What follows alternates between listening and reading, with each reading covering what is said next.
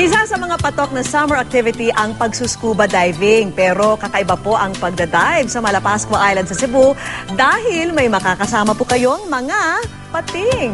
Paalala lang po, mga certified diver lang po ang pwedeng gumawa nito. Yan ang tinutukan ni Micaela Papa.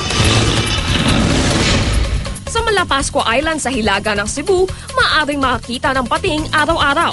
At hindi lang yan basta-basta pating dahil ang matatagpuan doon, mga treasure shark. Uri ng pating na nanganganib ng maging extinct.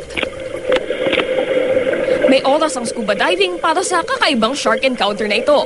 Bago pa sumikat ang araw, dapat handa na ang mga diver na pumunta sa cleaning station kung saan inaasahang bumisita ang mga pating na ito araw-araw. Monad Shoal ang tawag sa Sunken Island sa Malapascua, kung saan kadalasang nakikita ang mga treasure shark. May haba sila ng 5 hanggang 6 na metro at kilala sa kanilang mahahabang buntot.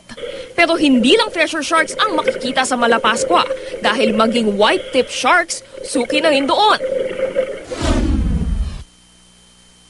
Ilang white-tip sharks pa nga ang inabutan ng grupo ng divers na ito na nagpapahinga sa loob ng isang kuweba.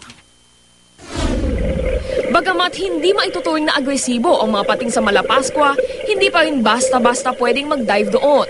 Kailangan munang certified diver ka at dapat may kasamang dive master. 1,300 pesos ang bayad sa dive master kasama na ang renta sa diving gear.